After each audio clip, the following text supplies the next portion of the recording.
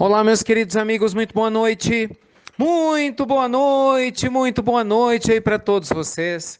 Começando mais uma pílula noturna do nosso amado Evangelho, hoje terça-feira, dia 22 de maio. Você já sabe, você que está chegando agora, né, para nos acompanhar aqui nas pílulas, a pílula noturna, com muito carinho, é um espaço dedicado para perguntas e respostas. E você pode e deve se comunicar com a gente por todos os canais, né, de comunicação que nós temos, do Instituto Namastê, pelo nosso site, institutonamastê.com.br, mas principalmente pelo Instagram, que é o insti.ricardomelo.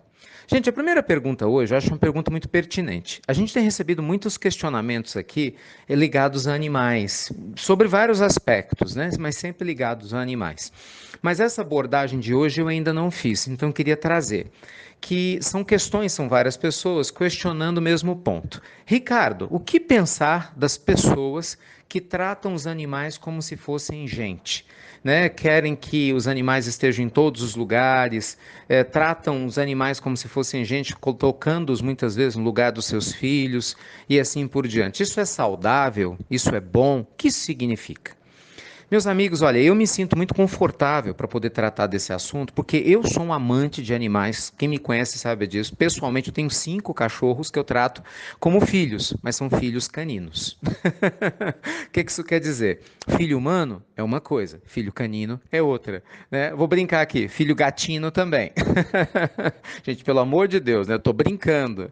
Né? É lógico que, no caso dos gatos, a gente falaria, né, os filhos felinos. E assim por diante. Ter um animalzinho de estimação é uma bênção que Deus nos concede. Isso é um fato. Triste de quem não conhece essa realidade ou quem, infelizmente, não tem essa sensibilidade para compreender isso. O animal de estimação, ele nos faz mais sensíveis, desperta em nós uma espécie de amor incondicional, né? Ele torna a nossa vida mais alegre. Há várias pesquisas que mostram que nos protege contra a depressão e nos auxilia de maneira profunda a sermos mais felizes. Quem tem crianças dentro de casa e tem animais de estimação fortalece o sistema imunológico. Muitos imunologistas já provaram isso através de pesquisas. Além do que, claro, a criança cresce com a referência de afeto muito melhor. E ganha todo mundo, né? O animal cresce espiritualmente dentro do processo dele, que é relativo e naturalmente no campo animal, que é diferente do nosso, que temos consciência e temos livre-arbítrio, e nós humanos crescemos também com a convivência com eles. Ponto. Até aí, perfeito. Nós devemos sempre respeitar os animais. Não tenho dúvida que é uma questão de tempo da gente deixar de comer carne. Isso para mim é muito claro.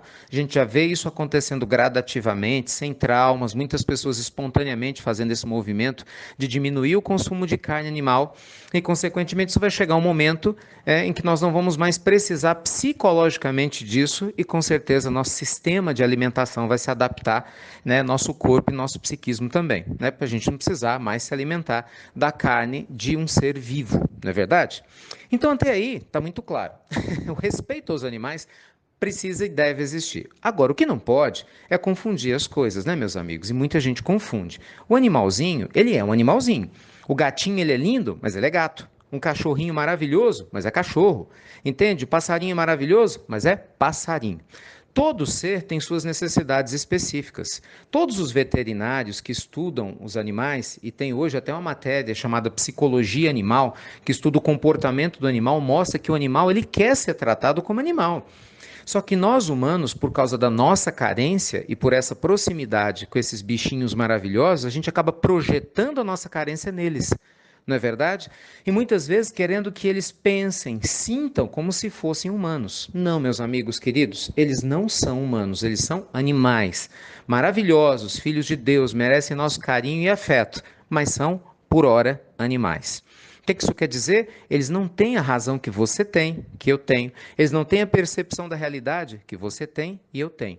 Eles têm uma linguagem e uma percepção relativas ao reino e à espécie na qual, nesse momento existencial, ocupam. Isso os diminui? Jamais. Isso diminui a importância deles na nossa vida? De jeito algum. Isso apenas nos lembra que a gente não deve confundir os papéis. Muitas pessoas querem colocar os animais na condição de humanos, porque têm dificuldade de lidar com outras pessoas. E isso, gente, é prejudicial. Mas a culpa não é do animal, é da pessoa que não se deu conta do que está fazendo. Ela muitas vezes tem problema de relacionamento com outras pessoas, porque realmente não é fácil lidar com outro ser humano, não é? Porque o animalzinho ele não responde. Ele tem o instinto dele, mas ele normalmente te dá o que você oferece. Você dando carinho, água e comida, ele vai te oferecer o que ele tem para te oferecer. Ele não vai reclamar de você, não vai, né, te dar sermão, não vai viver crises existenciais do seu lado como um outro ser humano vai fazer. Então, às vezes a gente se esconde por trás disso e é muito perigoso, né? Porque de repente você deixa de conviver melhor com seu pai, com a sua mãe, porque você só quer ficar com o animalzinho. Você acaba pegando brigas com as pessoas nas ruas, porque você quer que o animal ele tenha a mesma percepção ou direito de um ser humano, por exemplo. Mas você vai colocar às vezes um animal dentro de um ambiente que talvez, por algum motivo, muitas pessoas se sintam desconfortáveis. Entende? É um processo gradativo. E repito, eu falo isso com muita tranquilidade porque eu amo os animaizinhos que eu tenho, graças a Deus, comigo, mas eu entendo o papel deles, né? E a gente precisa entender também. Cuidado com o exagero. Não projete no animalzinho que você precisa trabalhar numa terapia, no processo de autoconhecimento existencial, porque senão você deixa de crescer espiritualmente e se esconde atrás da sua carência. Cuidado com isso. Muita gente faz isso projetando no trabalho, projetando no filho, projetando em uma outra pessoa. Algumas pessoas fazem isso projetando suas carências nos seus animaizinhos e deixam de cuidar das suas fragilidades e acabam, claro, fazendo escolhas ruins por causa disso. Tá bom? Segundo ponto, gente, da nossa pergunta hoje é: Ricardo, estou com muita dificuldade de relacionamento com o meu filho que não aceita limites. Durante muito tempo eu não soube dizer não e hoje vejo o problema que isso causou. E aí, o que eu faço? Bem, estabeleça limites, mas converse com ele, explicando que se no passado você não tinha a percepção e talvez a energia, a firmeza para determinar limite, agora você tem. E que naturalmente a partir desse instante é importante que seu filho siga essas regras, né? Que ele as respeite. Caso contrário, ele acaba tendo consequências para poder assumir. Sabe, gente, às vezes a gente se esquece que evoluir é um processo. Né? Não é da noite para o dia, sabe? Se você tem uma máquina e a sua máquina por algum motivo dá defeito, naturalmente esse defeito vai trazer uma dificuldade muito grande para você. Mas se você trocou uma pecinha, resolveu.